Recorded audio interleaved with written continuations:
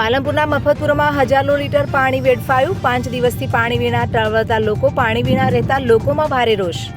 પાલનપુર નગરપાલિકાની બેદરકારીના કારણે છેલ્લા 5 દિવસથી મફતપુરા વિસ્તારના લોકો પાણી વિના ભારે મુશ્કેલી વેઠી રહ્યા છે અને ટેન્કરો મંગાવીને પીવાનું પાણી મેળવતા હતા। જો કે આજે સવારે પાણી આવતા લોકોને આશા બંધાઈ હતી કે હવે પાણીની સમસ્યા દૂર થશે, પરંતુ નગરપાલિકાની ઘોર બેદરકારીથી આજે પણ લોકો પાણી વિના રહ્યા હતા। પાણી છોડવાની સાથે જ પાઇપ તૂટી જતા સવારે 7 વાગ્યાથી બપોરના 4 વાગ્યા સુધી હજારો લીટર પાણી વેડફાયું હતું।